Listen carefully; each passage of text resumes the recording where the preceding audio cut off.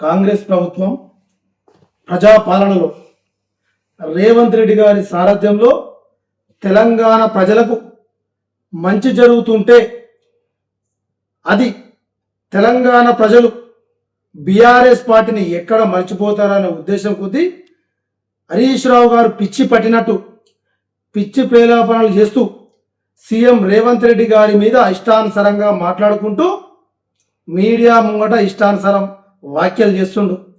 హరీష్ రావు గారిని నేను ఈ సందర్భంగా అడుగుతున్నా, గతంలో ఏదైతే కాళేశ్వరం ప్రాజెక్ట్ ఉందో ఆ ప్రాజెక్టు నిర్మించింది మీరే కదా, మీ మామ నువ్వు కలిసి నిపుణుల అవతారం ఎత్తి నిపుణుల సలహాలు తీసుకోకుండా మీ ఇష్టానుసారంగా కాళేశ్వరం ప్రాజెక్టు నిర్మించింది నిజం కాదా? కాలడ్డం పెడితే 1 కోటి ఎకరాలు నీళ్లు పడతాయని చెప్పిన మీరు మళ్ళా 24 గంటల కరెంటు డ్రామా మొదలు పెడతారు. మరి 1 కోటి ఎకరాల నీళ్లు వాయినాక మరి 24 గంటల కరెంట్ ఎందుకయ్యా హరీష్ రావు? తెలంగాణ ప్రజలు ఏమైనా పిచ్చోళ్ళు అనుకుంటున్నావా? నువ్వు ఏది చెప్తే అది నమ్మడానికి? హరీష్ రావు మీ దుకాణం బంద్ అయింది. నువ్వు రాష్ట్ర వ్యాప్తంగా విషయాలు ఇడిచిపెడితే నీ సొంత నియోజకవర్గం సిద్దిపేటలో 2 ప్రాజెక్టులు నిర్మించినవు. రైతులకు సరైన నష్టపరిహారం ఇవ్వకుండా భూములు గుంజుకొని అంతగిరి అన్నపూర్ణ ప్రాజెక్టు, రంగనాయక సాగర్ ప్రాజెక్టు నిర్మించడం బాగానే ఉంది. ఎన్ని ఎకరాలకు నీళ్ళు ఇచ్చిన హరీష్ రావు? ప్రాజెక్టులు కట్టి నీ ఇష్టానుసారంగా నీ కమిషన్ల కోసం ప్రాజెక్టులు కట్టి 1 ఎకరానికి కూడా నీళ్లు అందేటట్టు కాలువలు తీయకుండా ఒక పక్క నీ సొంత నియోజకవర్గంలో పొలాలు ఎండిపోతుంటే నువ్వు మాత్రం పిచ్చి వేసినట్టు రేవంత్ రెడ్డి ఎంబడి పడి రేవంత్ రెడ్డి గారిని తిరుగుతున్నావు. అది ఎందుకంటే నిన్ను తెలంగాణ ప్రజలు, అందులో సిద్దిపేట ప్రజలు మర్చిపోతారు. ఎక్కడ మర్చిపోతారు అనే ఉద్దేశం కొద్దీ నీ ఇష్టానుసారంగా మాట్లాడుతున్నావు హరీష్ రావు. నిన్ను సిద్దిపేట ప్రజలు నమ్మే పరిస్థితిలో లేరు. గత ఎలక్షన్లనే పైసలు వంచేదాకా వచ్చింది నీ చరిత్ర. నీ 25 ఏళ్ళ భాగవతం 500 వేయిస్తే కానీ ఓటు వేసే పరిస్థితి దాకా తెచ్చుకున్న హరీష్ రావు. వచ్చే ఎలక్షన్ల నువ్వు ఇట్లనే మాట్లాడి రేవంత్ రెడ్డి గారి మీద, తెలంగాణ ప్రజలకు రేవంత్ రెడ్డి గారు మంచి చేస్తుంటే నువ్వు పిచ్చి పిచ్చి మాటలు మాట్లాడుకుంటా, మేము మాట్లాడితే మా నాయకులు మాట్లాడితేనేమో నీ ఏదైతే చెంచాగిరి బ్యాచ్ ఉందో వాళ్ళతో తిట్టిపిస్తున్నావు. మొన్నటికి మొన్న ప్రెస్ మీట్లో నువ్వు మాట్లాడుతూ రేవంత్ రెడ్డి స్థాయి కాదట. హరీష్ రావు నీ దమ్ముంటే ఒకసారి నేను కూడా సీఎం క్యాండిడేట్ అని చెప్పే, మీడియా ముందు చెప్పే దమ్ము నీకుందా హరీష్ రావు అని ఈ సందర్భంగా హరీష్ రావును వాళ్ళ అనుచరులకు నేను సవాల్ విసురుతున్నా. మీ దమ్ము ధైర్యం ఉంటే బీఆర్ఎస్ పార్టీలో కూడా మా హరీష్ రావు సీఎం వ్యక్తి అని చెప్పే దమ్ము మీకుందా?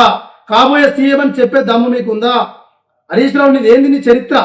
వార్డు మెంబర్కు ఓడిపోయిన వ్యక్తిని కాంగ్రెస్ పార్టీ, నువ్వు వార్డు మెంబర్కు 18 ఓట్లు వచ్చి నీ తోటపల్లి గ్రామంలో బూర విజయ్ అనే ఆమె మీద 18 ఓట్లతో వార్డు మెంబర్ ఓడిపోతే నీ మామది ఏ పార్టీ హరీష్ రావు?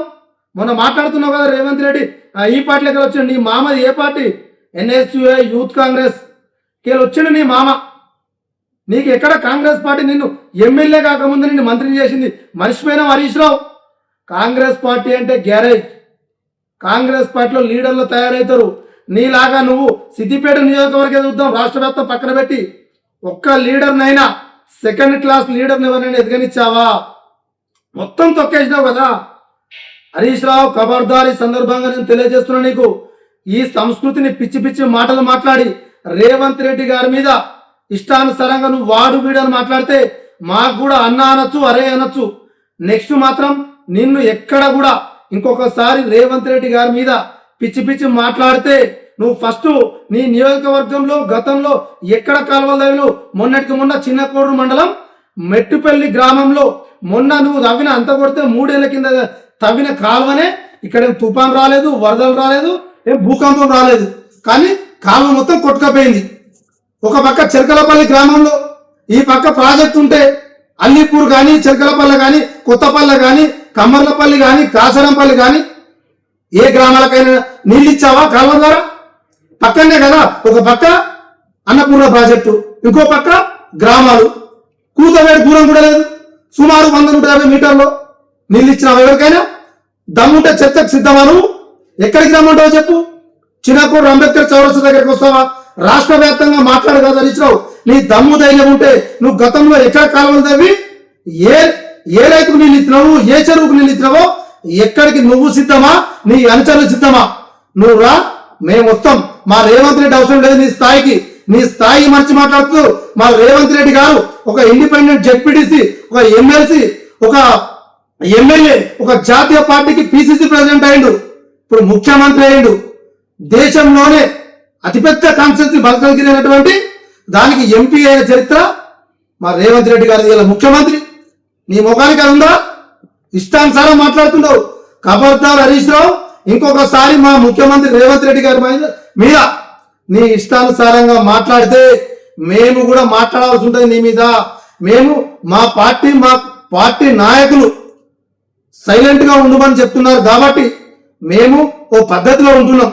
మా నాయకులు కనుక కన్సైగ చేస్తే సిద్దిపేటలో నిన్ను ఎక్కడ కూడా తిరగని హరీష్ రావు. నీ ఓటమి మొదలైంది బిడ్డ. సిద్దిపేటలో నేను బొంద పెట్టే రోజులు దగ్గరలోనే ఉన్నాయి. కాస్తో ఇక్కడికి మా మైనంపల్లి హనుమంతరావు అన్న వస్తుండు బిడ్డ. నీకు భయం మొదలైంది, నీ అనుచరులకు భయం మొదలైంది. అందుకే సోషల్ మీడియాలో మా నాయకుల మీద రెచ్చగొట్టే ప్రసంగాలు చేస్తున్నావు. ఇలానే నువ్వు చేస్తూ పోతే నిన్ను మాత్రం ఇంట్లోకి వెళ్ళి బయటికి వెళ్ళనీయమని ఈ సందర్భంగా తెలియజేస్తూ హరీష్ రావు గారిని అతని అనుచరులకు కానీ ఖబర్దారని తెలియజేస్తున్నా.